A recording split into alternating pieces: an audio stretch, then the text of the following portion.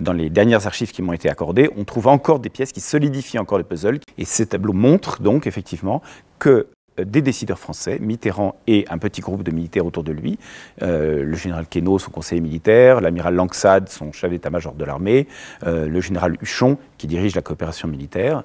ceux-là ont mené une politique qui a abouti à soutenir avant, pendant et après le génocide des Tutsis, les extrémistes Hutus et les chefs de l'armée rwandaise qui ont commis ce génocide. Et ce soutien a été fait en connaissance de cause,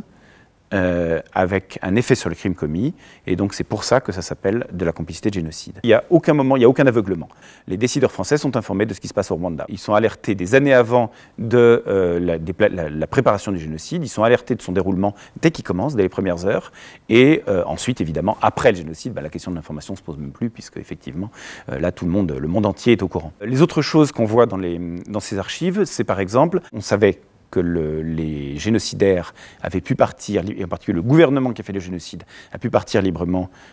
s'enfuir sans être arrêté.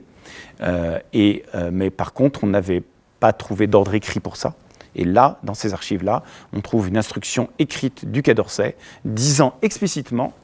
faites partir discrètement ce gouvernement sans attendre la décision de l'ONU à leur sujet. Ça, c'est un document qui, moi, me paraît, là aussi, quand je dis qu'il y a une pièce du puzzle qui solidifie ce qu'on savait déjà, le fait d'avoir la trace écrite montre quand même la chaîne de décision et de responsabilité. Tous les documents, là aussi, montrent de façon cohérente la motivation française principale, c'est pas une intention génocidaire, il n'y a pas d'intention génocidaire, mais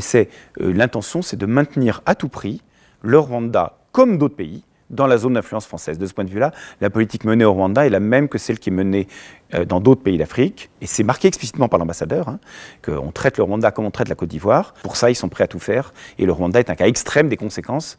que ça a pu avoir, mais c'est grave aussi dans d'autres pays. La France, elle ne voulait pas laisser tomber le Rwanda parce que ça aurait fait une image déplorable auprès des autres régimes. Mais là, j'ai trouvé les mots « sauver la face », qui est un aspect encore moral mis derrière le fait que la France ne veut pas lâcher le Rwanda. Mitterrand dit ils veulent nous humilier, et donc il y a quelqu'un d'autre qui répond oui, il faut pas partir, il faut qu'on sauve la face. Les autres choses qu'on voit dans ces archives, c'est par exemple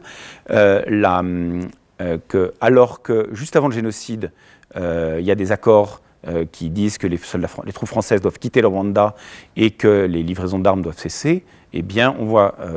non seulement la France fait une livraison d'armes au mois de janvier 1994, donc juste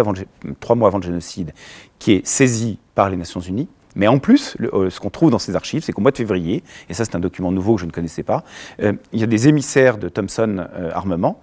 qui viennent discuter avec l'ambassadeur de futures livraisons d'armes, de munitions,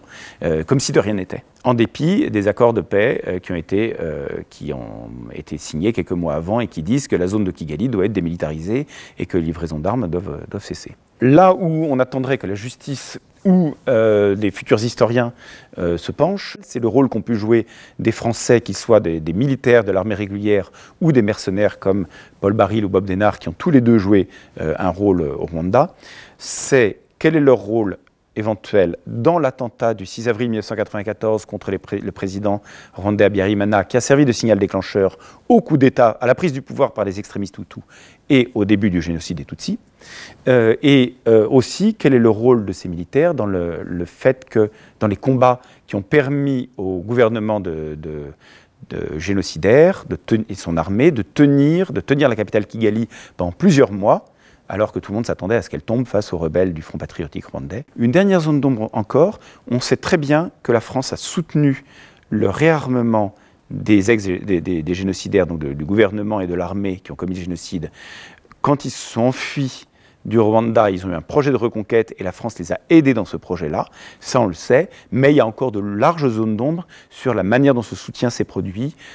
qui l'a décidé, comment il était organisé, etc. Donc là aussi, il y a tout un sujet d'étude qui est crucial pour le débat démocratique français, parce que c'est vraiment un sujet très grave, le fait que l'aide et l'impunité accordées aux génocidaires encore après leur crime.